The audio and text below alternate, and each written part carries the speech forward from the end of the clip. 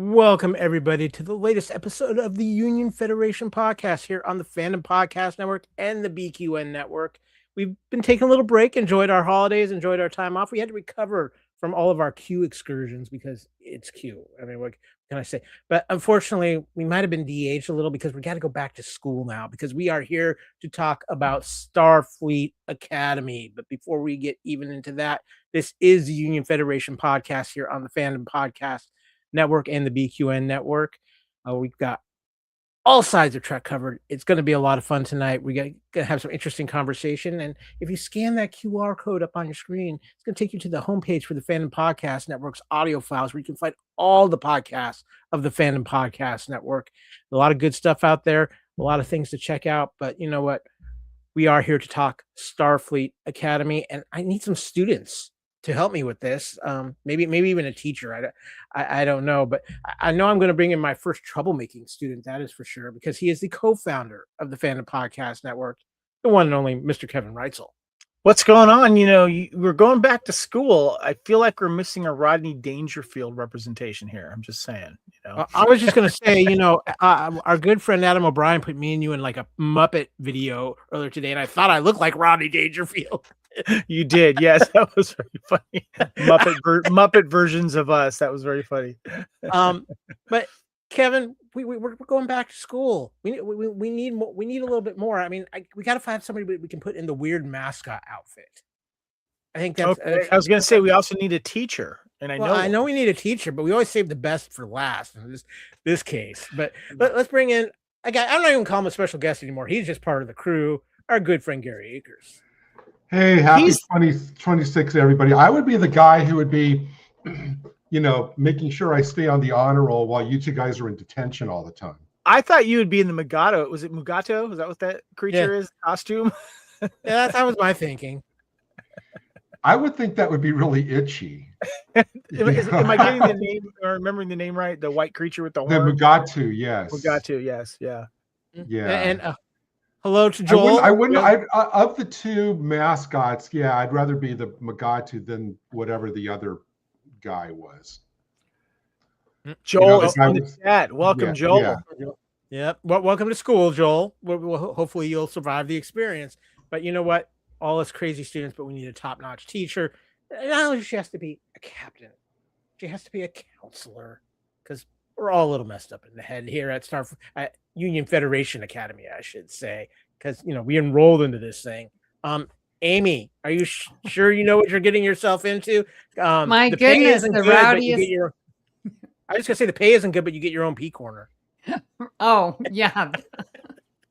Teachers have bladders of steel. I think everyone knows that. And we would be 3/4 of the Breakfast Club on Saturday, and Amy would be the teacher who comes in every once in a while to don't mess with the horns. That's right. And Joel already educating us and giving us pop quizzes. The other one is the Lapling, of course, of the two mascots there. So that's right. Yeah, good call, Joel. Is good. But guys, we are here to talk about the latest addition to the Star Trek family, Starfleet Academy. It's the latest edition in the Alex Kurtzman period of Star Trek, and we're going to have a lot to talk about with it. But you know what, guys? There's always things going on here at the Fandom Podcast Network, especially at the Union Federation. And Kevin, we just did something really big here that you did a wonderful and phenomenal job leading up, the Q Fan Collective. Yeah, we decided to go down the Q rabbit hole, and there was that wonderful DVD collection called the Star Trek Q Fan Collective, which showcased all of the Q episodes with John Delancey from 1987 to 2001, which of course covered his Star Trek: The Next Generation run, his one episode stop in Deep Space Nine, and his 3-episode arc that he did in Star Trek Voyager. And we had a lot of fun. It was a 12-episode limited series, so make sure you go back and check that out. Gary, of course, was on all those episodes with us, and it was a lot of fun. We had a blast. But you know what? We have a packed show tonight. We got not 1, not 2, not 3, not even 4, but 5 episodes of Starfleet Academy to talk about and give our thoughts on. So let's jump right into some away missions.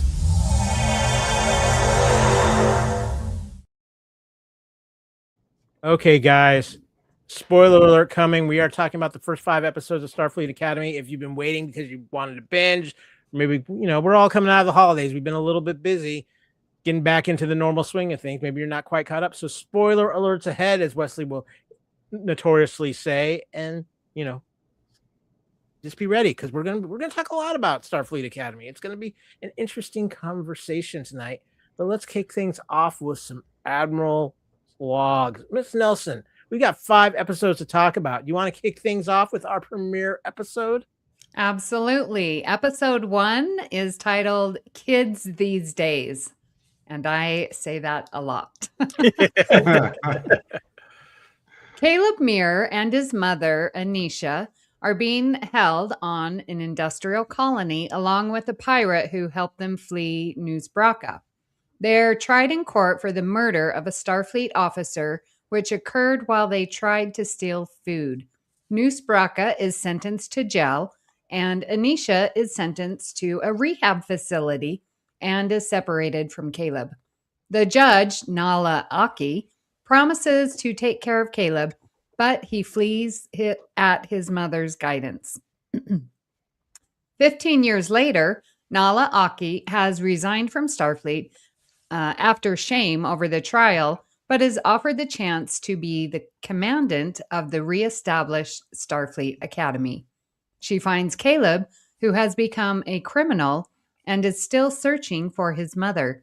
She offers him the chance to come to Starfleet Academy as a cadet, and in exchange, she will help him find his mother, and she reveals Anisha escaped from a prison colony the year before.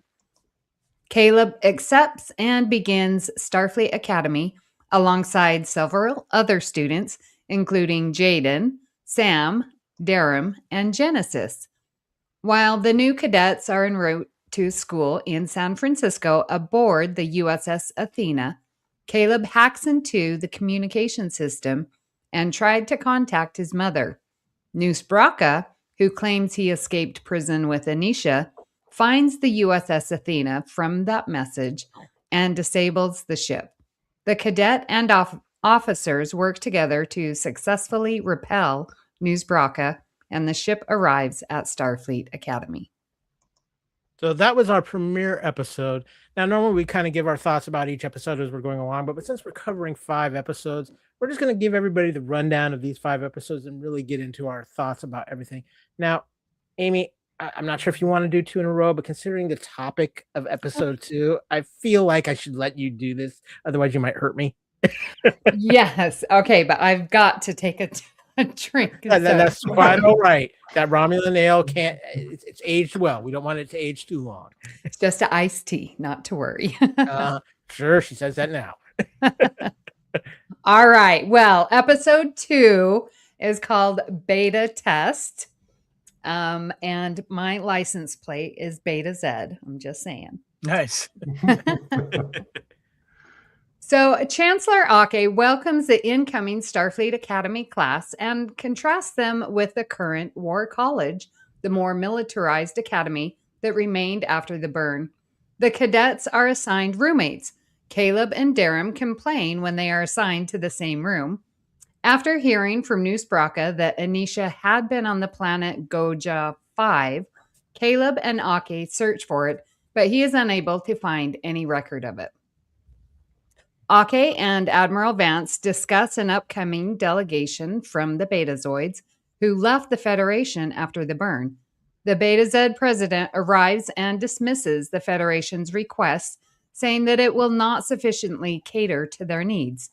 Caleb meets Terima, the daughter of the Beta Z president and the leader of the youth organization advocating for rejoining the Federation. He offers her a tour of campus, and she reveals that Goja 5 is an asteroid within Beta Z's planetary defense system. Tamira learns why Caleb was trying to find Goja 5 and becomes angry with him when she assumes he was using her to get information. Caleb and Ake meet, and inspired by a remark of his, Ake proposes to Beta Z that the Federation establish its center of government there. If they join, they agree. Tarima decides to enroll in the War College, and her brother, Oakham, joins Starfleet Academy and becomes another roommate for Caleb and Darum. Ake tells Caleb that Starfleet intelligence investigated Goja 5 and found proof that his mother had made it off safely. Okay, guys. Well, that's going to bring us into episode 3, Vitus Reflux, otherwise known as laser tag. While our cadets compete to join an elite team at the academy, a battle of escalating pranks breaks out between Starfleet Academy and a rival school. Tensions rise fast, threatening their newly emerging bonds and a blossoming romance. You know, it's funny, as I was going through it, I could not find a big description for this episode. I found that very curious, but I actually had a lot of fun with this episode as well. Lots of laser tag, but that's the thing. But I need to comment real quick. Can we all we need these jackets. I love these jackets. I like the War College jackets better. You really? I don't have the red pops, man. The red pops. That's why I don't like it. Yeah. Let's get into the synopsis for episode 4. Klingon cadet Jaden Craig learns that his family may have been killed in a starship crash on their way to a refugee camp. During the burn, the Klingon Empire was destroyed, leaving the Klingons an endangered species and facing extinction. As the cadets engage in a series of debates on the topic, Admiral Vance enlists Chancellor Aki's help to propose a solution to the Klingon General Obel Warchak, an ex-lover of hers, asylum on Fawn Alpha, a potentially new homeworld in the Federation space with conditions virtually identical to Kronos. However, the Klingons refuse to take what they see as charity and per tradition will only accept the planet via conquest. Jaden struggles with the memories of his brother Thar's death and his family's subsequent abandonment of Jaden before Cadet Master Thok gives him a new perspective on things. At Jaden's suggestion, Vance and Aki stage a battle with Obel, allowing the Klingons to claim their new home by conquest. Jaden is honored as a true warrior, and Obel reveals that his family survived the crash. Okay, that brings us to our final episode. Miss Nelson, would you care to take us out with this final Admiral's log? Yes. So episode 5, series acclamation mill.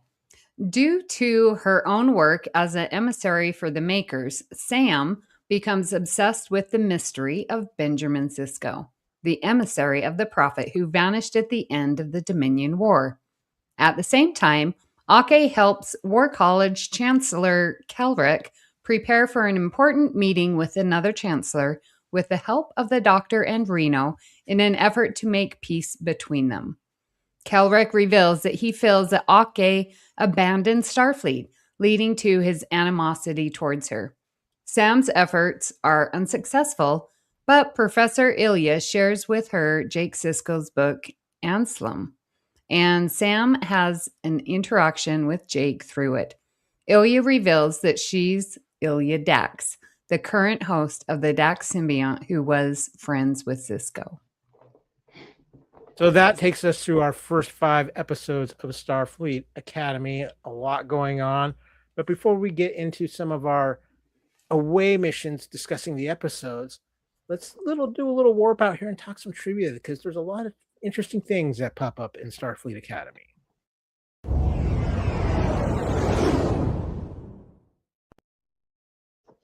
Mr. Reitzel, Miss Nelson, maybe I can convince you to help me a little bit with reading off some of this trivia.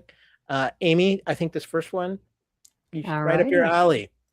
Well, the 60th anniversary opening sequence contains most, if not all, versions of Star Trek ships seen over the decades. There's a lot of ships too. So, Kyle, you going to show the slide there? There you go. Yes, I was going to get to the slide here. Kevin, you want to help me out with what goes on, what ties in with this slide? The dedication mural in the Academy holds many recognizable Star Trek names, including Lieutenant Tasha Yar, Admiral Harry Kim, Admiral Beverly Crusher, Commander Joseph Mbenga, Lieutenant Tom Paris, Commander Deanna Troy, Admiral Leonard McCoy, and Commander Beckett Mariner. We even caught real names of the cast crews, including Tawny Newsome, Jenny Lumet, Mike Jerome, and Aaron McDonald. The mural wraps around the auditorium. It looks like so we've probably seen different sections throughout this series. This was a very cool moment, I have to admit. This was very neat to watch in the episode. But I got this one was for me, guys. Sorry. WWE wrestler Becky Lynch, who is one of the most popular wrestlers in WWE right now, whose real name is Rebecca Quinn, has a recurring role as Lieutenant Ya in this series. I found that very interesting. Miss Nelson, would you care to give us the next piece of trivia? Yeah, the park training ground is named Boothby Memorial Park. Now, Boothby, who is played by Ray Walston, was the head groundskeeper at Starfleet Academy in the 24th century. He saw many a cadet go through the academy, including future Captain Picard and Janeway. He often offered words of wisdom and sage advice to the young recruits. Yes, Mr. Reitzel. Just before we go any further on this, I want to give a shout out to Ray. Was it Lost in Space he originally was in, if I remember correctly? Was that the show? No, he was My Favorite Martian. My Favorite Martian, that's right. Thank you. But more famously, though, he had to deal with Jeff Spicoli in Pizza, and he was the teacher in Fast Times at Richmond High. So, yeah. And he was in Cocoon. That's right. How cool would it be, though, if someone actually did put Boothby Memorial Park in the actual, like, San Francisco Park near the Golden Gate Bridge? Yeah. How cool would that be? Very good. I would like someone to do that. They could so fund it. Like, you just walk around STLV. Oh, my gosh. Mr. Hand. That's right, Joel. Thank you. Mr. Reitzel, can you help us out with the next piece of trivia? Because it looks like we got a familiar face walking through Starfleet Academy. All right. Correct me if I'm wrong, but was that a Bricarian I saw walking through the halls of Starfleet Academy? Rock Talk was a Bricarian, a science officer and xenobiologist in training in Star Trek Prodigy. Bricarians look a little similar to the Igloo from the Herculoids, if you remember that cartoon. Other species we saw included Vulcans, Ferengi, Orions, and Chironians. Now, I have to admit, what's next is one of my favorite moments of the show so far. Tamaria's fascination with humpback whales is likely a reference to Star Trek IV, The Voyage Home. I loved this scene. This was a lot of fun. But I do have a couple other pieces of trivia here that I want to bring up. The empathy flower. Introduced as a dangerous, unstable organism with an appearance similar to Audrey 2 from Little Shop of Horrors. Feed me, Kevin. Yeah, feed me, Seymour. And then the Lapwing mascot, the rare bug-like creature first seen in TNG's The Most Toys, is utilized as the Academy's mascot. Nice call out. Yeah. But then episode 5 came along, and we got some great Easter eggs from Deep Space Nine, and I want to get those up on the screen. Amy, you want to give me a little hand here about what some of the things we're seeing here from DS9? Because that's Glove and Mitt. Yeah. That looks familiar. Exactly. And we have a typewriter and glasses and the return of Jake Sisko. Do you think? I guess just say I love this in this episode, and we'll talk about more, I'm sure, then, but it was so great to see Sir Rock Lofton back on the screen playing Jake, even in this capacity. Gary, I had a question for you. You being the huge Deep Space Nine fan, I am as well. But this is, you chose it as your number one, sci-fi TV series with our recent sci-fi TV series draft that we did on Culture Clash recently. Do you think Gul Dukat signed that baseball?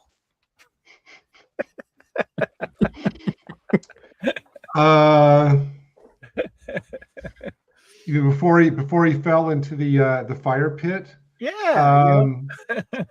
I don't know. I would like to think maybe Kira might have signed that baseball. I was thinking Garrick did it in invisible ink. Like that. That's a good shot. Yeah. Well, yeah, of course. I actually have that. I didn't wear it tonight, but I actually have that cap. So do I. Yeah. The Niners. Yeah. Yeah.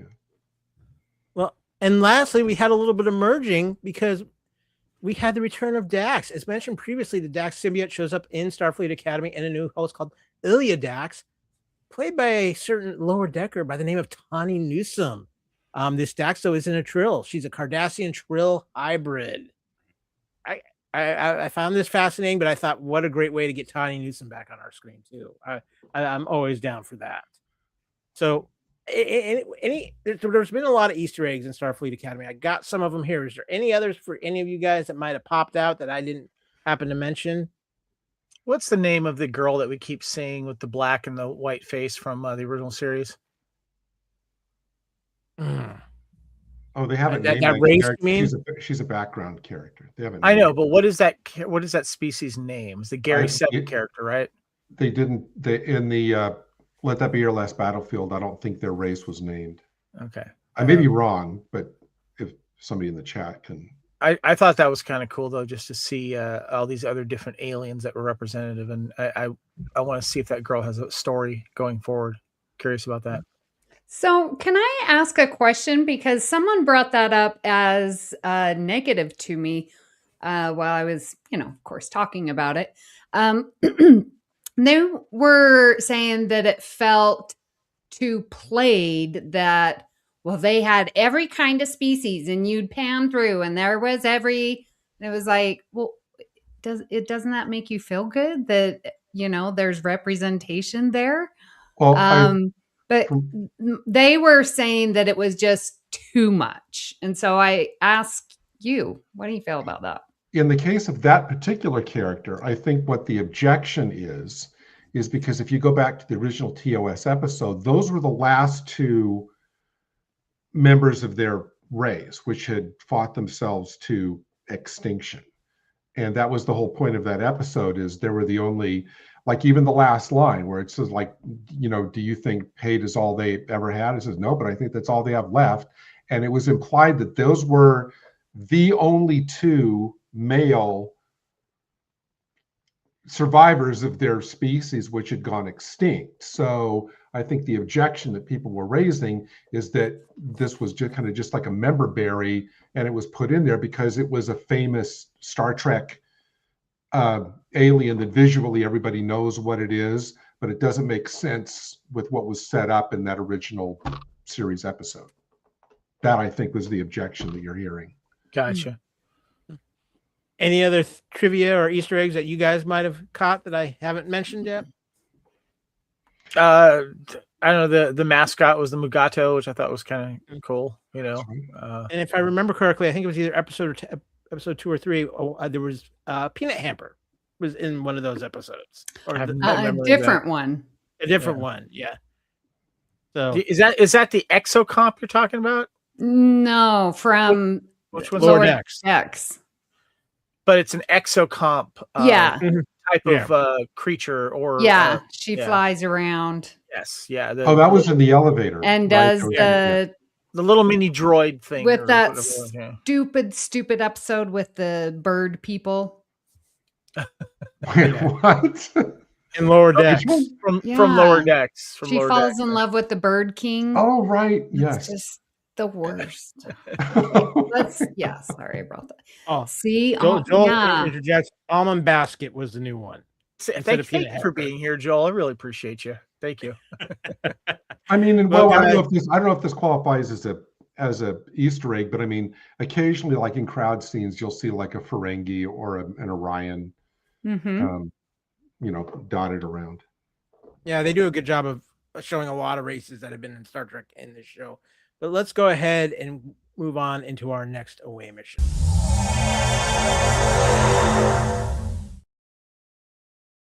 So, guys, it's time to get into some Star Trek mission reports. And our first mission report is basically our thoughts on Starfleet Academy and these first 5 episodes and what we've thought of it so far. Guys, I did a little research with a little help. I'll be honest with you, a little help of our friends with AI. And I got some thoughts on what people are saying on the internet about Starfleet Academy. The critical consensus is mainstream critics have largely embraced the show, with it holding an 86% fresh score on Rotten Tomatoes as of late January 2026. They're calling the strengths. Reviewers highlight the electric performance of Holly Hunter as Chancellor Nala Aki and the return of fan favorites like Robert Picardo as the Doctor and Tina Taro's Jet Reno. As far as the tone, the series is described as a deeply sincere mix of young adult drama and classic sci-fi, successfully tackling themes of empathy and representation. The big highlights, obviously, episode 5 with its poignant tribute to Deep Space Nine and Avery Brooks. Now, as far as the audience and fan reception goes, audience scores are significantly lower, approximately 43%, partly due to what some outlets described as review bombing related to cultural and political commentary. Common criticisms. Longtime purists often cite cringy modern dialogue and over-reliance on YA tropes resembling a CW drama and a perceived lack of intellectual rigor found in earlier eras like TNG. That would be young adult tropes. Visuals. Some fans have complained about overly shiny sets and excessive CGI, which they feel distracts from the storytelling. And some positive fan takes. Other viewers find the show refreshing and watchable, noting that it improves as the season progresses and successfully makes lemonade out of the device 32nd century setting established in Star Trek Discovery. So that's kind of some of the feelings around the internet here, guys. But I want to get into your thoughts on Starfleet Academy in these first 5 episodes. Amy, you are our counselor. I'm going to let you kick things off. Okay.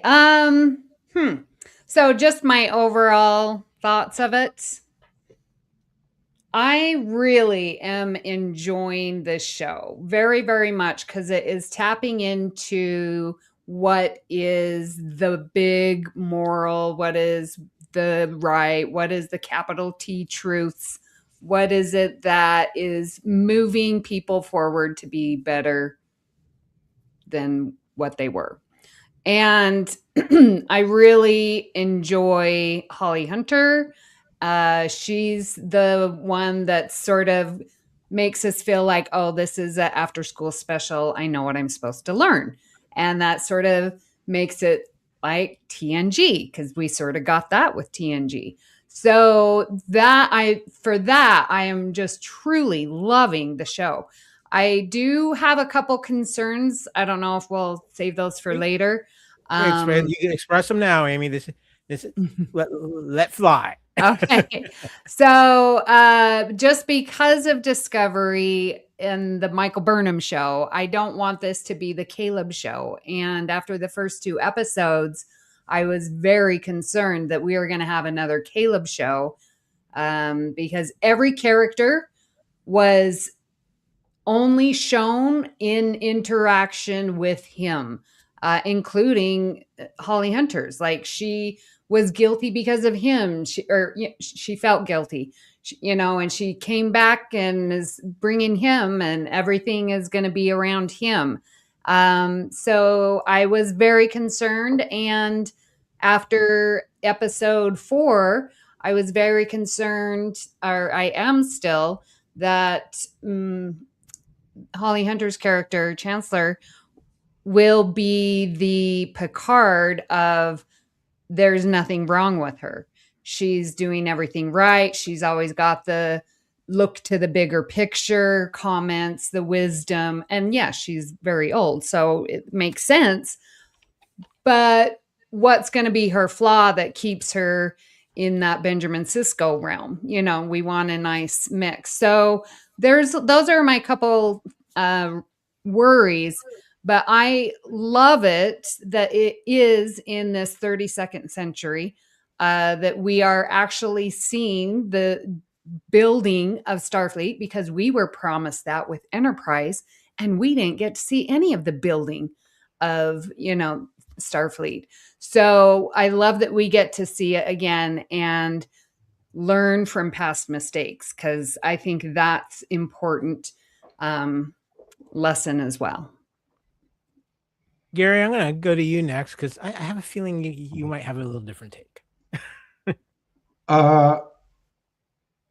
As Amy mentioned before, the new opening now, the 60th opening, the great opening with all the ships, merging and morphing into each other. I love that. I think that's great. It's what comes after that I have a struggle with, because honestly, I really, really struggle with this series every week to find something that really feels like Star Trek to me. I think that if this was, and I'm not saying this jokingly, I think that if this was just a series unconnected to Star Trek and they called it something like, oh, I don't know, Space School, something like that, I think I might have more tolerance for it. But I think just my standards over the years with anything, if it's Star Trek, then it really has to be, I place the bar a little bit higher. I don't lay any of this at the feet of the young actors who, in my opinion, in most cases, I think are trying their best with what they've been given. I just feel that they're being massively let down by the writers. I'm not going to go into specifics because I'm sure we'll get into specific instances throughout the show, but just in general, a lot of the things, Kyle, that you mentioned in the 43% have been my trigger points for this. I think that one of the things that keeps pulling me out, and it was mentioned in your summary, Kyle, is that instead of the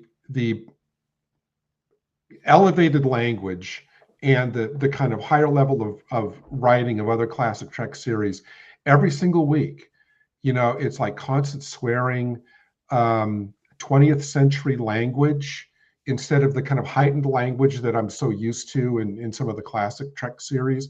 And I keep thinking, well, is this taking place in the 32nd century or next week? And that always pulls me out. For Warp Drive Live with Dan Hadley on Saturdays here on FPM, as we talk about each episode, I was keeping a running list of all of the expletives, for any given episodes. And in some, it was well in the double digits. And I'm not trying to come off as a prude, but it just pulls me out of it every single time. I think that there's a little too much self-conscious virtue signaling every week. I think that the member berries that we went to, which are kind of great to see if they make sense for in the context of what we're seeing, I'm absolutely fine with, but a lot of times it just feels to me like they either get the lore wrong or it just makes no logical sense. And I'm not gonna get lost in the weeds of specific instances, although I'll throw out some later. And with Holly Hunter's character, it's just hard for me to,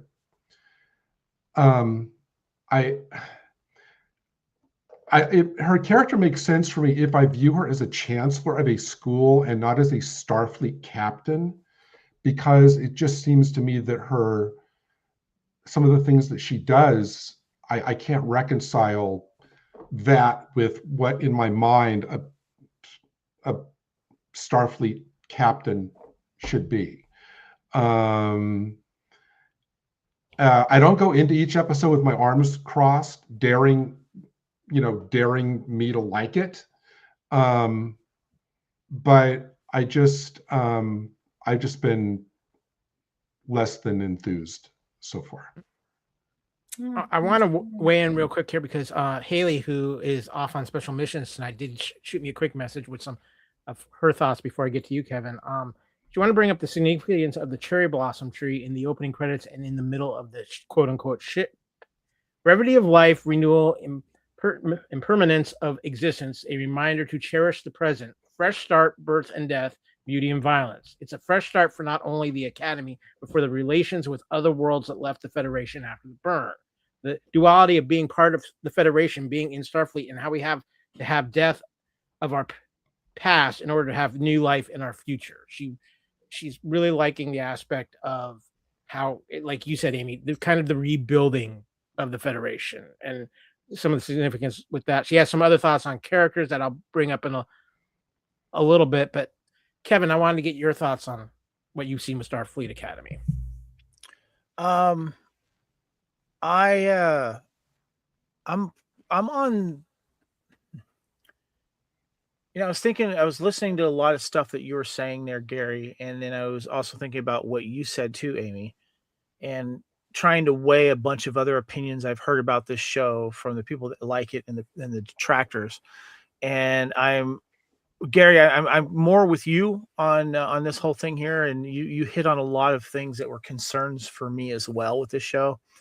I've always said from the very beginning when on Union Federation podcast is like, especially with Star Trek, I always try to watch all episodes of Star Trek at least once. There was one series that I did fail to do that for the first time, and that was the Prodigy animated series. I just couldn't finish that one, partially because it's animated. I'm more invested in live action Star Trek, but with Lower Decks, so I was there all the way through of it because I was thoroughly entertained with that series, and there was a lot of great call outs to from Trek Before, which I liked, and it was also in a time frame that I was comfortable with as well. And I've been very frank about my feelings for Star Trek Discovery. It's a show I will never return to. And I've never been a fan of this jump 1,000 years into the future that Discovery has done, and that they decided to do a Starfleet Academy 1,000 years in the future because of this burn that decimated Starfleet and all of the worlds that were part of it. And I've never been a fan of that direction, and I'm still not. And therefore, in a way, I don't consider Starfleet Academy canon in Kevin's brain canon, to be perfectly honest with you, because I'm just not a fan of Discovery and the way that show was done. And when Amy, when you were talking about the Burnham burnout, because it was so Burnham heavy for Discovery, I was kind of starting to get the same feel regarding Caleb a little bit. So I'm glad that you brought that up. But I think they've done a little bit better job of showcasing some of the other characters around him. And I will give credit to that. When it comes to this show, like what Gary says, I kind of have to take, in order for me to pay attention to it and to give creed to the performances and the plot and all that kind of stuff, I have to take the fact that it's if it was like another, like what Gary said, another space cadet show and not Star Trek, because a lot of the stuff that Gary's concerns were is taking me out of it as well. And one of the things I was thinking about is like that hope and that feeling that you get with the original Star Trek, TNG, Deep Space Nine, and Voyager, and also with Enterprise, and that we also get with Strange New Worlds, is that there's this hope for the future, and that people will do a better job at evolving, and becoming better people. When I see, what's funny is like one of the episodes, which I'll come back to later, when I see the pettiness and the stuff that's been happening that we see in today's world with real people and real kids. And Amy, I know you can attest to this because you're a teacher, that we see this in this 1,000-year in the future people. And this is what our future is going to be. I know I sound like the old guy, get off my lawn, but I'm not feeling that future hope that we did. I feel like Star Trek is de-evolving, and I was just starting to think like, what would ask yourself this question. Seriously, ask yourselves this question. With what we're getting with this, cringy modern dialogue and the typical, high school or cadet college, drama that we see and we've been seeing for years in 80s comedy, 90s teen dramas, and 2000 teen dramas. What would Gene Roddenberry think of where this is going now compared to what he originally envisioned for this series? That just kind of comes back to my mind. So I've been watching these episodes because I've been trying to find the positive in each thing. And there is positive when it comes to certain moments and certain characters, but I have to take myself out of the fact that it's a Star Trek series to enjoy it. Because don't get me wrong here, I love me some good old cheesy 90s CW, WB, teen dramas. Those are always been things I always enjoyed because it's stuff that I grew up with, and it's fun to see it happen in a different incarnation if I'm older. But a lot of the stuff and a lot of the problems, a lot of the drama still remains the same. It's just weird to see it in this type of setting when we should have gotten a Starfleet Academy that took place in the normal time zone that I consider Star Trek time canon, throughout the 90s and early 2000s, at that time, and the stuff that we got on with Star Trek Picard, where we returned to that time a little bit.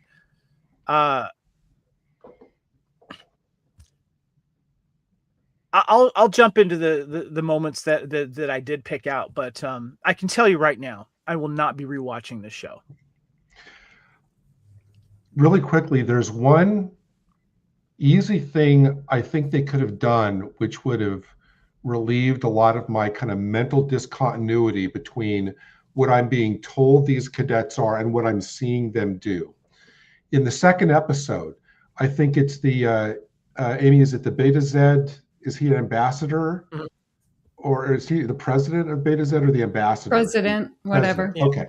Top dog. And he's there with Holly Hunter, and I think I guess her second.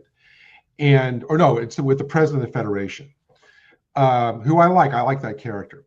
And he makes some kind of line about, well, isn't it true that all your students in the academy have to undergo, rigorous, even before they're admitted, they have to undergo like rigorous psychological testing.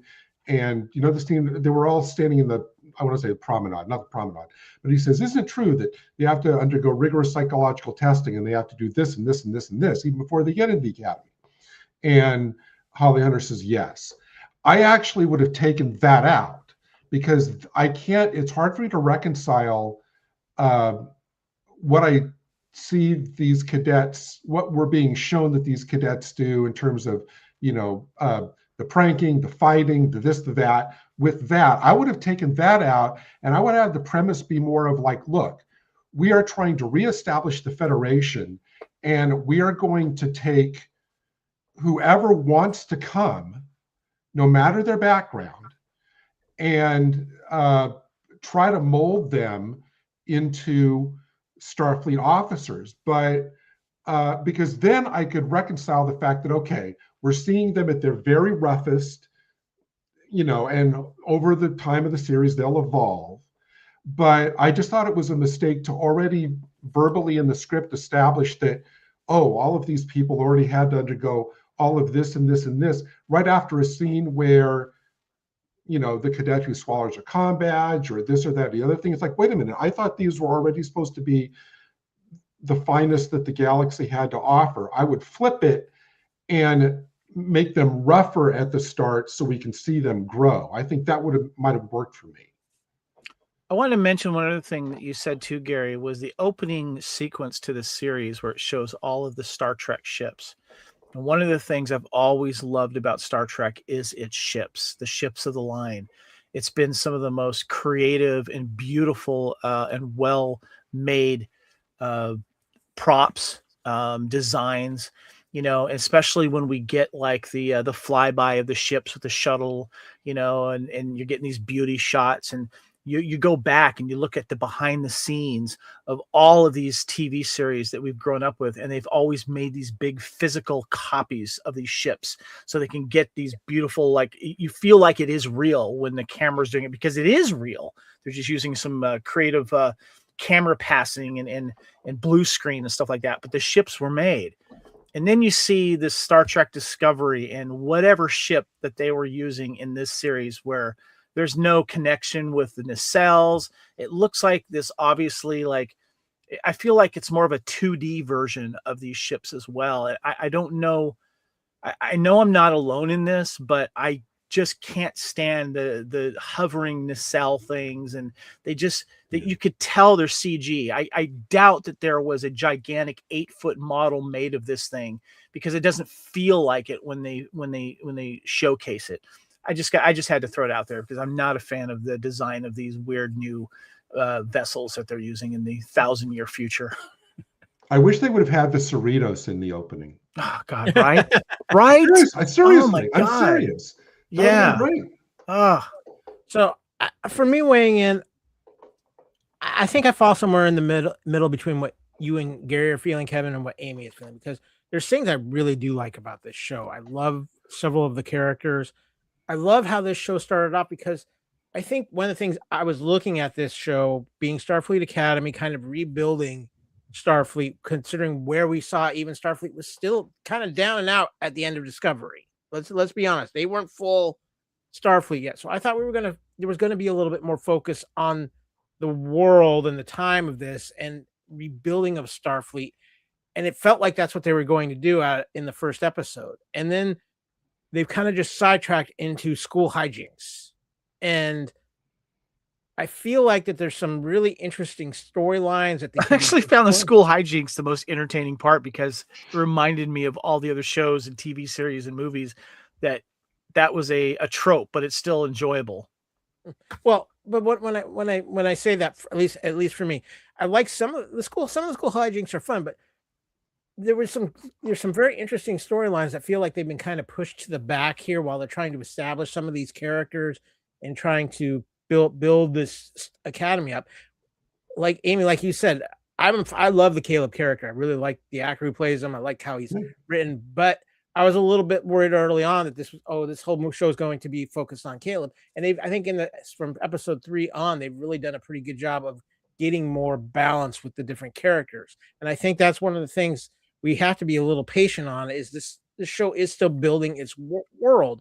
The unfortunate part about this is because we only have 10 episodes in this season, and right now, as it stands with Trek, it sounds like it's only going to get a second season, and that's going to be it.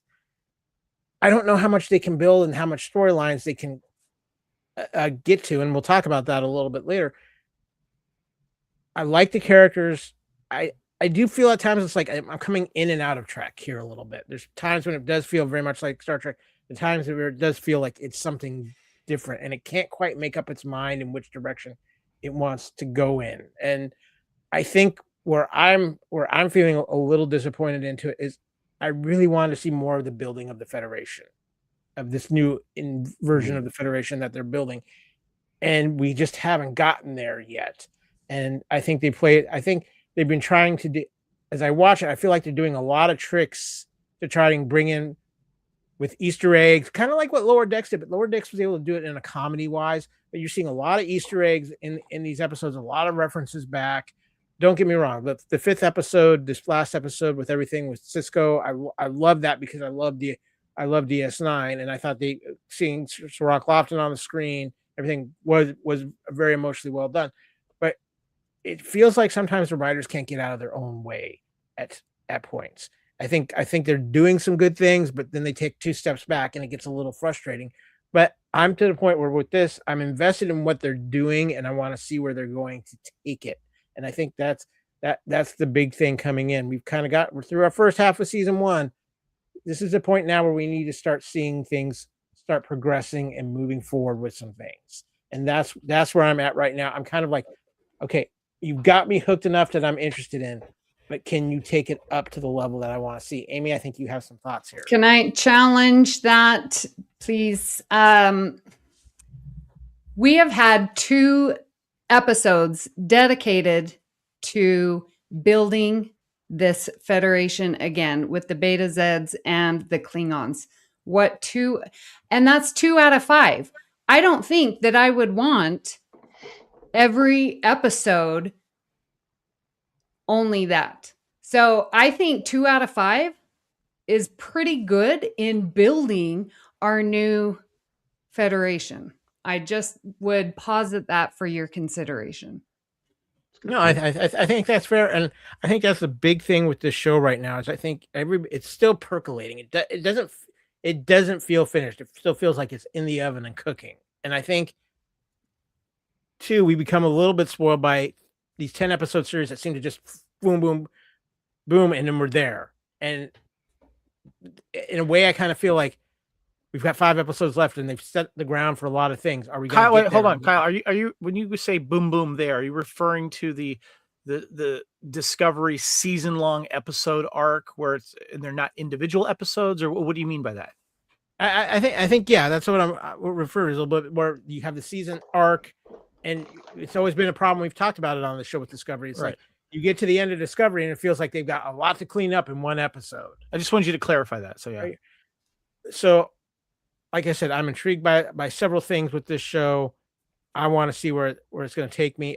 There's some episodes there's moments I've had a lot of fun with. There's moments that I'm like, really? And there's moments that I'm like, that I've been genuinely excited about. I think that it's still finding itself, and it hasn't fully found itself yet. And I think that's the big thing. And I think because too, a lot of people kind of feel like the show. I want to get all your opinions on this, because it doesn't feel like the show has the backing of Paramount Plus like a Discovery did when it came out, or some of the other Trek shows that come.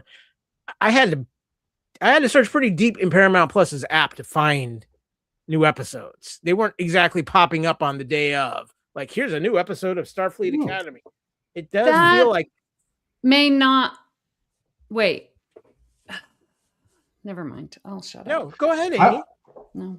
I actually, when I turn it on Thursdays, it's not the first one, but I click over one and it's like the second one that I find, and it's there. I had to search for it myself. Oh, see, I've never had to. Joel had a comment, and we showed it on the video, but I want to read it. It says, I thought moving the Federation headquarters to Beta Z was the most interesting rebuilding move, even making it less human Earth centric. I will say, maybe as a kind of a sort of follow-up to what Kyle said, was anybody else besides me thrown by the offhand comment in this one where Sam says, oh, well, the semester's almost over? I went, whoa, wait. I thought, because it feels to me like, okay, you guys have only really been together for a few weeks. Oh, it's I kind didn't of like get that. Oh, I got it as months. Oh, see, I feel like they're still just kind of getting to know each other and all. Of course, that. in a year, there's more than one semester. There's usually 4, right? Right, but okay. 3, which don't get me started on the number and the words. Well, guys, we've talked about the episodes. I'm going to ask you real quick here. Is there an episode that you truly have enjoyed in this run, or like a favorite moment within these episodes? Amy, I'm going to let you pick first. Is one of these episodes really stood out to you, or is there a moment within one of these episodes that's been a really high point for you? 100%. The episode with Jaden and the Klingons, absolutely my favorite, even more than episode 5 and DS9. Vox in Excelso. Absolutely love the creativity of respecting who the Klingons are without forcing them, because I've had that complaint with 90s Trek, that it's like, it's this monoculture, and that, well, you can join the Federation, but you have to do it our way. And if you don't meet the standards, then no. And then you have to come to our academy. And it just was so heavy-handed that way that I didn't feel good about it. So I love that they are fixing that for me, that they are respecting more so. And even with the Beta Zeds, like, here we're going to move our center. Like, you be Beta Z, we'll be us, and let's just be true allies without overriding everyone's identity. So that Klingon, and then getting to know Jaden, amazing character, and his relationship with his family, and how kids can view the world in so differently. And thankfully, he now has Lara Thok that is stepping up as his elder mentor, which I believe all old people, including myself, need to step up and be that mentor, because it takes a village. And this episode just is so important to how we can better our lives. And KKK. So that one is by far my favorite episode so far. Well, Joe weighs in very highly on episode 5, saying it's one of his top 5 Trek episodes. He feels it's finally tying a bow on DS9. Gary, we expressed your frustration, but has there been any moment or an episode that did stand out for you in a positive way? What was the title of the second episode? The Beta Test. Beta Test. I would pick that one because I do like I did like the fact that the central problem, which was like, how are these cultures going to come together in this seeming impasse, for the sake of the Federation, and then they tie it into, I can't think of her name. I call her the Beta Z princess, not as a demeaning term, but because it seems like she's like a princess. I know she's not a Tarina. princess, but Tarima.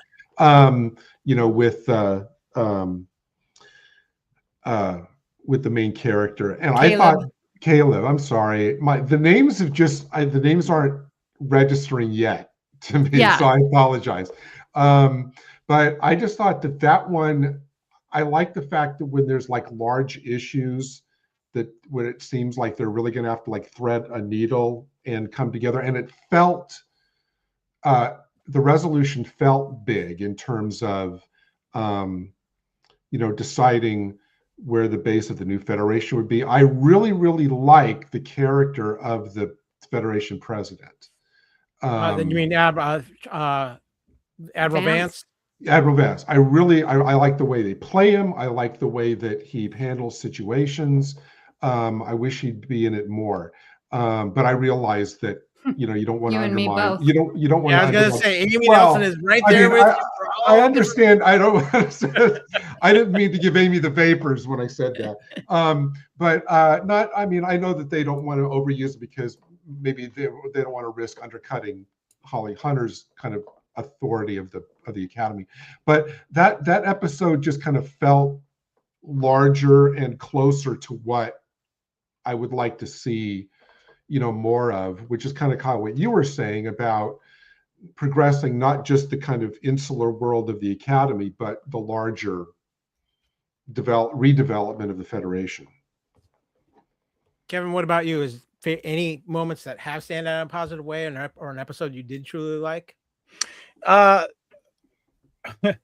one that Gary said, the beta test, where that one beta test, and the following one, the Vitus Reflux, that were good 2 back-to-back episodes, because you get Caleb, accepting this new, or starting to accept this new world that he's in, and the chance that he's been given, and then you throw in, the cute girl from the other side of the tracks sort of thing that we've seen through lots of movies and TV series.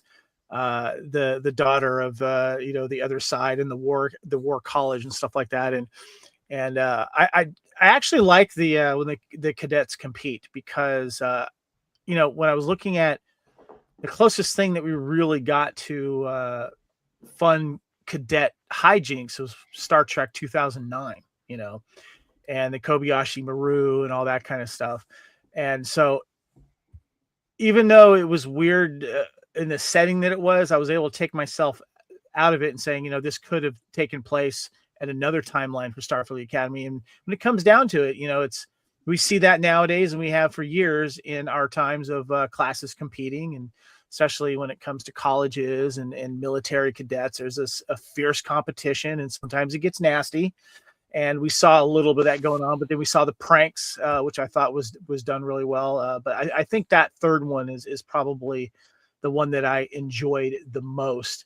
The last one, of course, is the Sam episode, series Acclamation Mill, for the nostalgia reasons with Deep Space Nine connections and Cisco. That I know a lot of people like as well for that reason. The only thing that makes me sad about it is that according to now the new timeline, it takes 1,000 years to dive deep into what happened to Cisco. I'm sorry, but I would have been trying to solve that in the next 100 years. And that's still something I want to be, revisited. But now in this new timeline, we got to wait 1,000 years. And I actually find that kind of sad, to be honest with you. But back to the episode I do like with the cadets competing. I was the young girl, what's her name? Tarima? Genesis? Yes, played by Zoe Steiner. I was like, what is she? Seems familiar, and she reminds me of a young Rachel Weisz, the lead actress for a lot of people that know from the Mummy series. Mhm. Looks a lot like her. Also, as known as Mrs. James Bond. She married Daniel Craig. Oh, I But didn't know. What? if you look at Rachel Weisz and you put Zoe Steiner next to each other, Zoe could be her daughter. It's fascinating. So I do have one question, and this is not a backhanded way to kind of point out what I see as a flaw. It's just something I'm legitimately confused about, because I get that the whole, war college versus the academy, it's kind of, has echoes of like the Makos on Enterprise, and how they were on the ship during the Xindi mission. I get that. But in this context where they're basically trying to kind of rebuild the Federation, why are these colleges separate? Because I think in this case, the Federation's still on a little bit of shaky ground, and there's still people holding on to what they had to do to survive after the burn, and they don't want to give up the War College and what that represents because they're not comfortable with jumping right into what Starfleet is all about. because War College is the one that's protecting the Yeah. yeah. But there's a college of business, there's a college of science, there's a college of medicine that all together make up a university. So I guess I don't understand. They're I different guess- colleges because they're studying different things. Right. They I almost guess- make it feel like the War College is a separate school unto itself. It is, but it's You know- still under the university, which is now Starfleet Academy. So now we have the College of Starfleet, Oh, the- okay, Amy. So you're saying that and this is War this College college is is, yeah, so the just War a, College is a subsidiary of the yeah. academy. They're Okay. opening up Okay. Starfleet Academy because the War College has already been in existence. They've already been training people to do War College since the burn. So that's the one that's the alpha, to be fair. And now they've opened up this other branch of, oh, well, we need diplomats. So that's why they Okay. opened a separate college, if you will. Gotcha.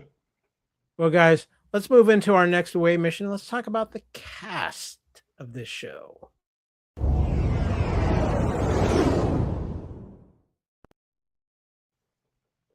So we've talked about it. This show brings in some familiar faces as well as a fresh new young cast to the Star Trek lore. And I just want to let me go over what we've got here.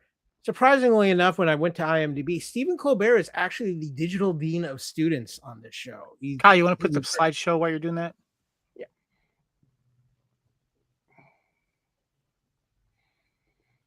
As well as, of course, Britt Marling returning as the computer voice.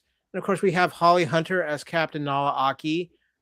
Sandro Rosta is our main character, Caleb Muir.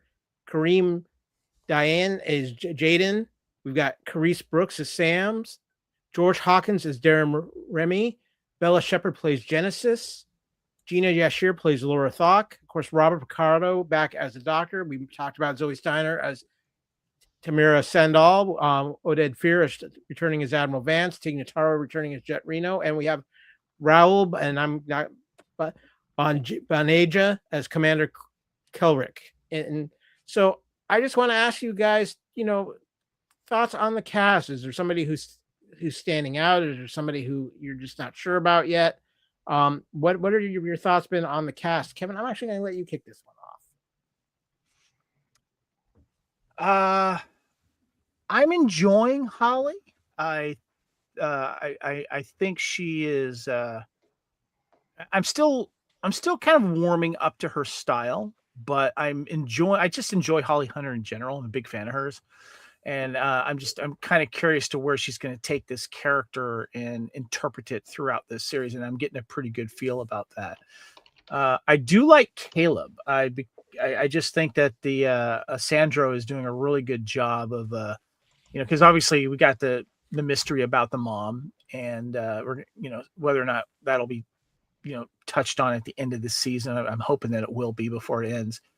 But I think I think Zoe Steiner, there's something about her and the Beta Z thing that I've always found fascinating, especially her and Caleb character.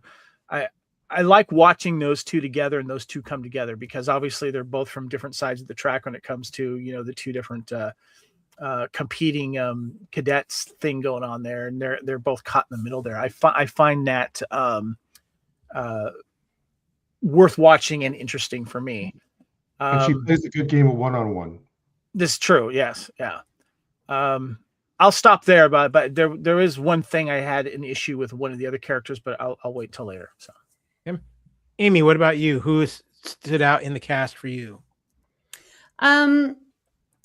Well, I enjoy having more of a character and actor relationship with my Starfleet people. So following them on Instagram has been really interesting. Jaden and Sam and Caleb, like they're posting all these behind the scenes and the characters. Like Sam posted she was on a phone call with Avery Brooks because after they filmed the episode, because Sirach called him up. And so like those moments add so much more for me. And I think that in sort of to what you guys were talking about before with like, there's no marketing. I feel like the marketing is just not for our generation. And yes, I'm calling us old, but it's more of the social media of getting to followers, that's where the marketing of the show is, and that the show might be for bringing in new viewers and not necessarily for us, is one way I look at it. Because I wouldn't know these characters really that much because we've only had 5 episodes, but that I see them on social media makes me even like them more. Jaden is really interesting in how he went to vocal school and learned how to speak in this octave lower voice. Like when some singers have this octave higher, the whatever they call it, falsetto. So he's doing this falsetto, but in the opposite direction, which I find so fascinating. And so he's become one of my favorites because of that. Genesis, forget her name, so sorry. Bella Shepherd. Yes, Bella. thank you. I am really intrigued with her character the most because she's the one that seems to have the most maturity. She looks ahead. That interaction between the college and the academy was really great, with her becoming the captain in the end and being victorious because of her patience and because of how she was bringing the team together. And so many lessons with that, but I was very impressed with her character for that. And then, of course, I just love Holly Hunter. And yes, okay, I'm done. Gary? Of the cadets, I do like Sandro as Caleb Muir.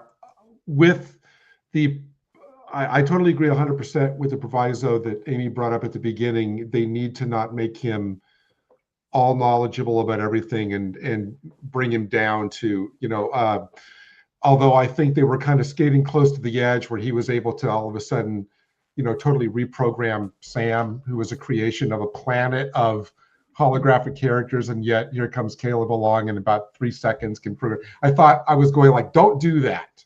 Mm-hmm. Don't make him the kind of Mary Sue character. So if they kind of depower him a little, I think I'll like it a little bit better, kind of like what Amy was saying at the top of the show. I do like Bella Shepherd as Genesis, kind of going with what Amy said, because although, yes, she's a young cadet, but she's not immature. They don't present her as immature. They present her as grounded, solid, so, and my eye always kind of like, I'm always kind of like watching what she does, even if she's not the focus of the scene, because the way she carries herself, I think as an actress, kind of then that adds to the character. because yeah, she's young, she'll do the group stuff, but because of her background, she's more, I think, like the daughter of a strict admiral, that she's more kind of like buttoned down a little, and I think that grounds her character, I think, in a really good way. So I like that. I do like Zoe Steiner as Terima. I'm waiting for the moment where her control thing like shorts out and she does like she goes like Dark Phoenix, which they've alluded to, that, when that goes out, you better watch out type of thing. So I think that's something they're setting up. But I think that she'll be able to play that if they go that route. Of the adults, of course, I like Bob Picardo. He's great. I like the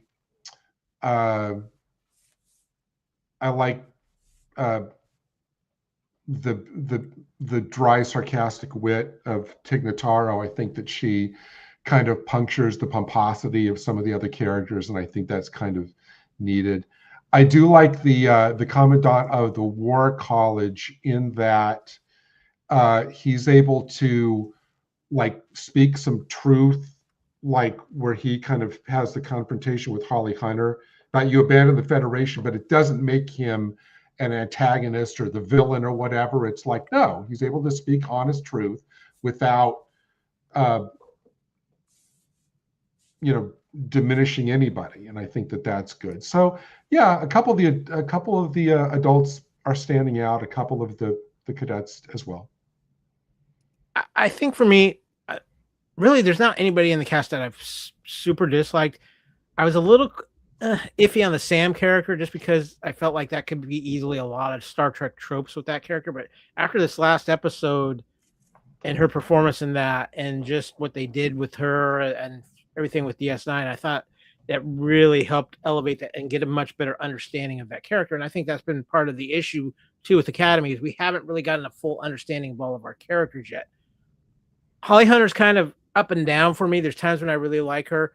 I'm kind of with you guys. I see her better when she's in the teacher role than when she's trying to be a captain. And I think what's even more interesting is here, you have this race that was introduced just recently in DS9, or not DS9, but Strange New Worlds with Carol Kane. And now we have another premier character as part of this race. So I want to know more about this race too. And I think you can especially with Holly Hunter, I would really like to know down the line if we can learn more about her race as well. As far as Caleb is probably my favorite character on the show. I agree with you, Gary. It seems like they've kind of upped his power level as the show's gone along. I like the fact he came in with like the kind of the space smarts. He's the one who's been out there really living the hard life of it and has picked up a lot of skills, but it feels like they've made him a little bit too superpowered in the last couple of episodes with his skill set. And I think they need to get back to some of the focus they had about his own flaws of being a loner and everything, still kind of incorporating himself into this world. I love I think Genesis' character is very interesting. I think there's a big story with her to tell as far as the pressures and weight she puts on herself because of her family background in this. I am a huge fan of Zoe Steiner in this show as Terima. I am like you, Gary. I want to see what's going to happen when the controlling device switches off and what's going to happen there. Jaden, I think, is probably the character a lot of people that I've talked to are the most curious about, because we have this Klingon with a totally different viewpoint than any Klingon we've really ever experienced before. I would like, and I'm with you, Amy, the 4th episode was really good as far as what it did for Klingon lore and setting up the Klingons in this new world. I think he's an interesting character. I actually think all these characters have a lot of potential if they're given the time, and I just don't know if they're going to be given the time to fully develop everything. And I think that's kind of my one concern with Starfleet Academy. Are we going to get enough time with Starfleet Academy to get most fully invested into it? Or are we on guard too much, maybe, because we don't think it's going to have a longer lifespan than maybe the 2 seasons? And I think that might be affecting how we see some of this too. But I think for me, those are the characters. Of course, it's great to have the Doctor back. Tig Notaro is always fun as well. So I think this cast still has a little bit ways to go as far as establishing itself as that unit that we love to see in Star Trek, especially with like Strange New Worlds, and say what you will about Discovery. The Discovery cast became so beloved because they were so great at the conventions. I can't wait till these guys start showing up more at the conventions and seeing how they are at the conventions and getting those reports to see if they are the next generation to kind of really click with the fans like TNG did, like Strange New Worlds has, like Discovery has. And I think that's one of the big questions that's kind of still out there a little bit on this. So it'll be interesting to see how that plays out. Amy, I know you're probably looking forward to the next Star Trek Vegas, because I think all these guys will be there. Yeah, I'm hoping so.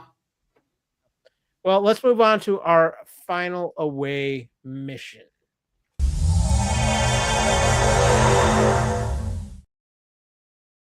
Okay, guys, we've talked about the episodes we've seen. We've talked about the cast. Let's talk about what we've got 5 episodes left. We're going to come back and cover those episodes when they wrap up. What would you guys like to see from Star Trek Academy going forward? Do you think there's something that they could do that would help you if you're in the still questioning it, maybe make you enjoy it a little bit more? What angles would you like to take, or what dangling plot threads are you interested in out there? Gary, I'll let you pick this up. What to see in a second half of this season? Well, you already mentioned the Beta Z. Yeah, that I think will probably, because that was such a red flag that I thought, okay, that's got to go somewhere, because why would they set that up? I think that, we've had a Jaden-centric episode. We've had a Sam-centric episode. I think we're probably going to get we're going to get a Genesis-centric episode, I think, in these next 5. We might get, well, the Terima one, you could almost say that the second episode was almost the kind of Terima-centric episode in a way. So I think we're going to get a Genesis episode. I would actually honestly, I would like to have one episode that has like a little more action in it. I would almost like, if I could think of a random episode of like another Trek series to say, I'd like to see the Starfleet Academy version of that. I would actually like to see the Starfleet Academy version of the TNG disaster episode, where they're all split up, where we learn a little bit about all of them, but they're all kind of focused on their own bit of one thing, but it's more action-packed with some character building in there. I'd like to see the Starfleet Academy version of disaster. I actually think that could go a long way to kind of filling the action quotient and, getting different combos of the characters, getting a little sub combos of characters, putting them together. And like that, I'd really like to see something like that.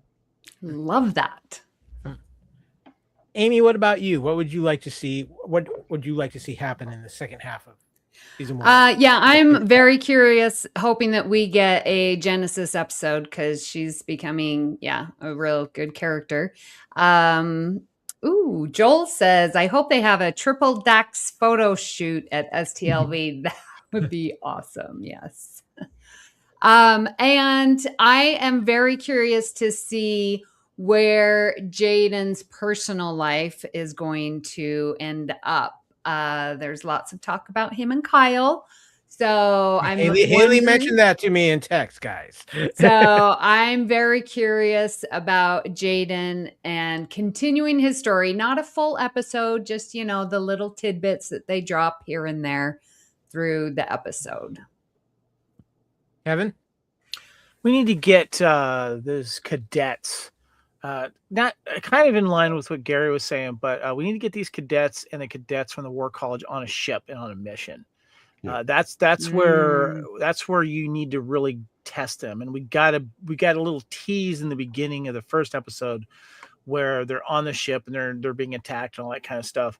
But we need to get them on a ship. We need to get them on a mission. Let's get them out of this cushy little academy thing. Let's kind of put some stakes out there a little bit more and let's learn more about the characters when their actual lives are at danger and they have to rely on each other, get past their differences. I mean, these are all a bunch of tropes, but these are tropes that we like to see. And,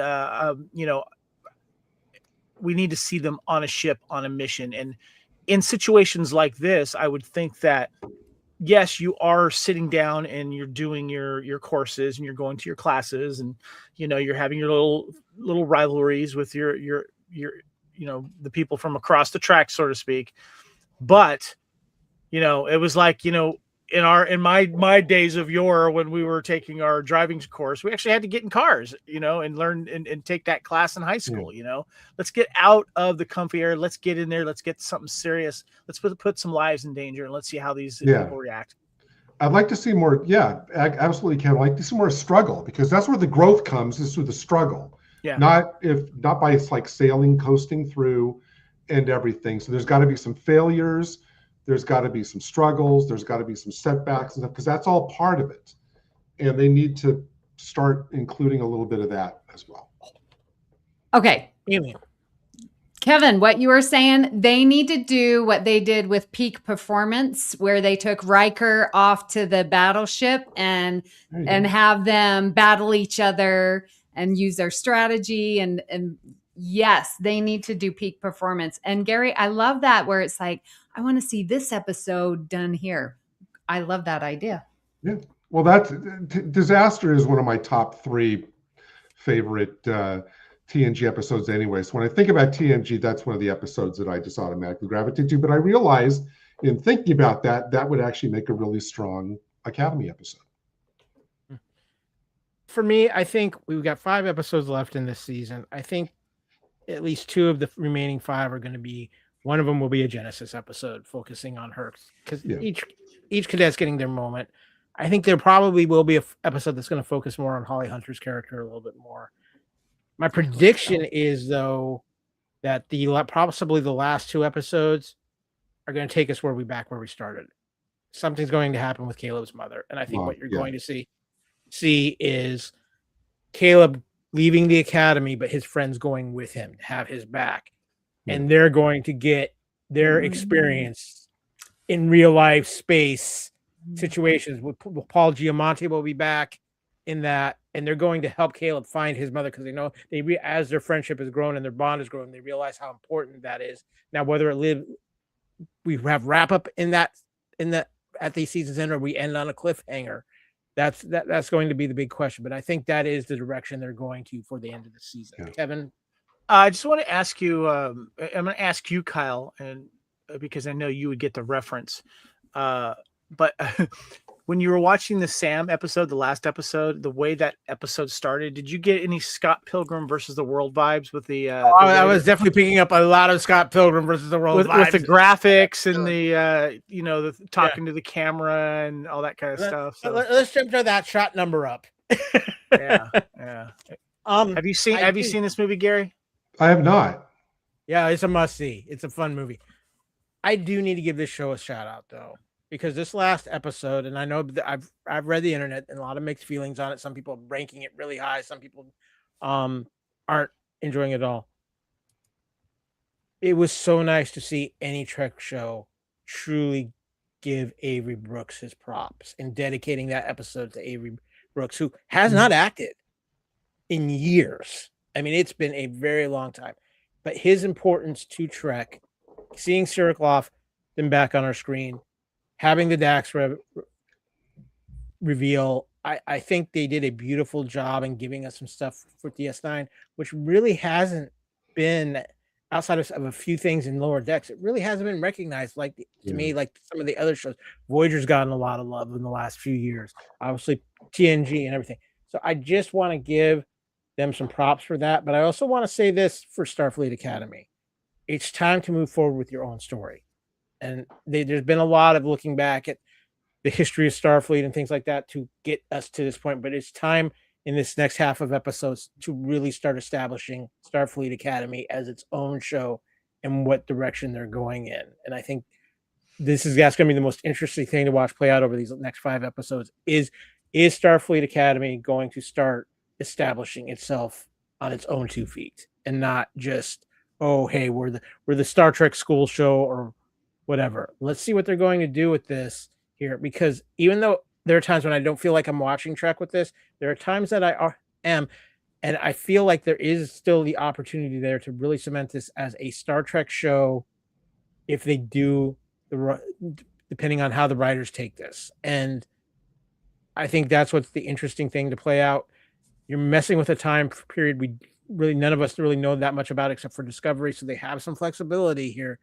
Let's see what they can do with that flexibility. Let's see what they can do to take old school Trek, but for, like you said, Amy, a new generation here. Because this, to me, this honestly feels like this is the show that is for a whole new generation of Trek fans, more than any other Trek show we've had in a while. So let's see what they can do with it, and let's see if they can stick the landing with it. There's talent there. There's interesting characters there. There's subplots there that I think could be developed and made very well. Let's see what they do with it. And I think that's the biggest question for me with Academy right now is where are they going to take it? Gary. One last thing about the mom. I don't want like a Hallmarky reunion. Oh, I don't think it's going to be that. I want something where the mom, because if he finds the mom, it has to give him some kind of deep ethical conflict about something because of his experiences in the Academy. That's how we see if he's grown and changed.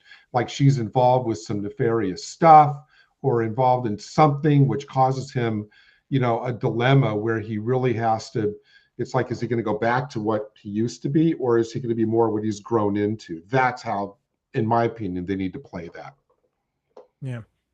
Well, we got one final mission here before we get out of here, guys. So let's.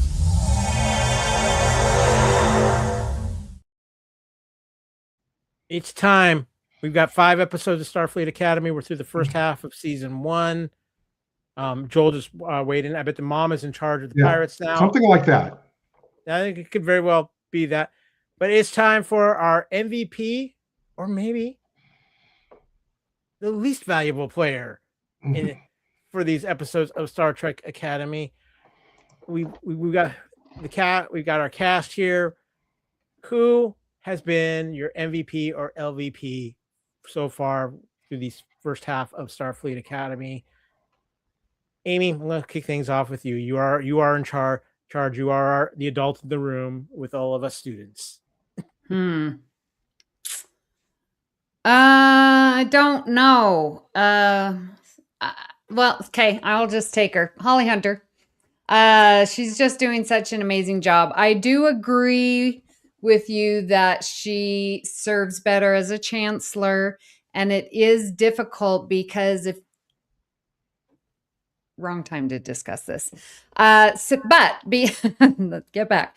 Holly Hunter, when she walks in a room, because her small stature, but man, her smile, her optimism, her wisdom that her character brings, and what Holly Hunter does with the size of her, no matter who she's going up against. Oded Fair, she is able to withstand and live up to and dominate and hold your attention for me. I absolutely love that she is now part of our family. I'm so glad to have her. She is my MVP for these 5 episodes. Gary, what about you? MVP, LVP? Which direction are you going? You know what? Honestly, I need to ask you for guidance. It's like, tell me what are the criteria I need to, and I'm asking that. Which character has the character resonated with you, or is that none of the characters resonated with you? Who do you feel has been kind of the best so far on the show through this point? Acting wise, I think Sandra Rasta as Caleb. I think that especially the moderator's character, I think he's a good anchor for the cadets. Although, like I said, the Bella Shepherd, I think that, and I looked her up, I think she's been acting since she was 13 or something, and that doesn't surprise me because it's clear that she has her own presence. Which I think is really needed for this group. So I would say the two of them as the for the cadets, and as a recurring character, absolutely Admiral Vance. They would. I just think that I like the way he plays that character. I don't want to go. I don't want to go for an LVP. I'm going to save my LVP probably for the season wrap up, because I think in some ways 5 episodes is not enough time to really weigh something Condemn like that. someone to LVP. Thank you, Amy. Yes, I'll wait until, because I think, you know what, you hope that there's potential in all these characters, and so I'll have to wait and see that if they actually explore that potential, then I'll know. Kevin, what about you? First half MVP. For recurring character, it's going to be Tig. I love Tig. Tig's great. For the main cast, I'm gonna give it to Sandro as Caleb, as I mentioned before, and Zoe Steiner as Tarima. It's funny when you mentioned, Gary, that you're gonna. I do have a least valuable person, and I was going to mention it, but I'm going to keep it to myself because I want to see what happens throughout the rest of the season. And plus, I don't want to piss people off right now. So, for me, I think I love Zoe Steiner. I think she's been great. I might even be a little crushing on her with her character, but it's Caleb. He is the heart of this show right now. I think, but I think if I don't mention too, I think the main reason why I'm going with Caleb is because I love, and I hope it's something they get back to in these next 5 episodes. I love how he plays off of Holly Hunter and the relationship these two have, where she's kind of a surrogate mom, but she isn't, because he still kind of sees her as like, hey, you took my mom away, but he's developed respect for her, and I really like their relationship and their dynamic, and I really hope that's something they play on a little bit more. And I really kind of hope we get a little bit more of the Caleb that we got in the early episodes. Not so much in the aspect of like he's fighting against everything, but we're seeing that, hey, wait a minute, there's a lot more to what than just in this Starfleet bubble. And I think that's where he's such an important character in that aspect.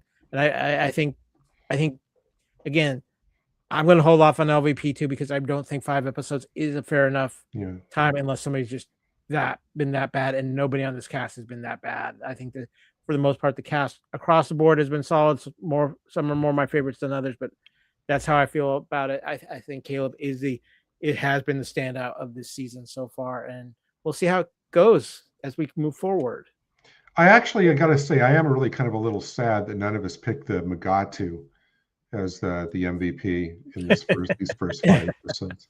That was good. We'll see what happens in the second half. Maybe he'll show back up. I have my fingers crossed. Okay, guys. Well, we've covered a lot in this episode with the first 5 episodes of Starfleet Academies. So let's start wrapping things up.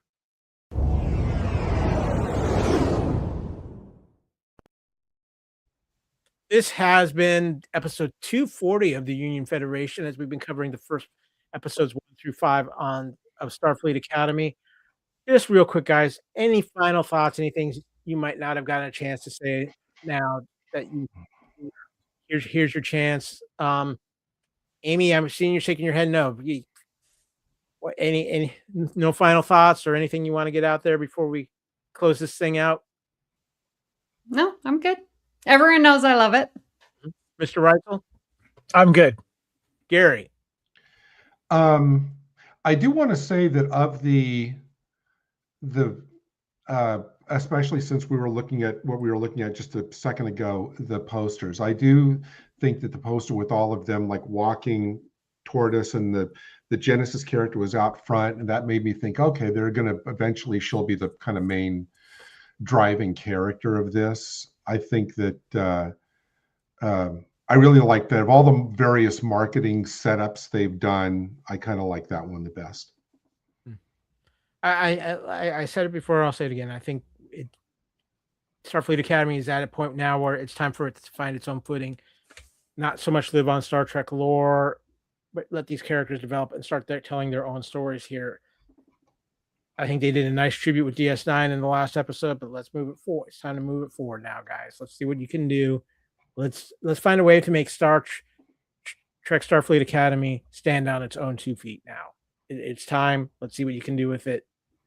Prove those who haven't enjoyed it. Maybe they've missed something. Those of us who have enjoyed it, maybe give us some prizes. And I think it's going to be real interesting to see how these next 5 episodes play out. But with that, guys, let's get into some subspace signals.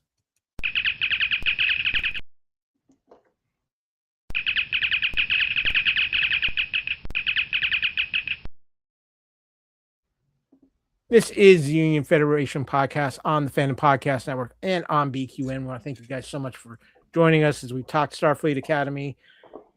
Lots of great things going on at both the Fandom Podcast Network and the BQN. We talked a little bit earlier about what we were doing previously on Union Fed. But Amy, what's going on over at the BQN?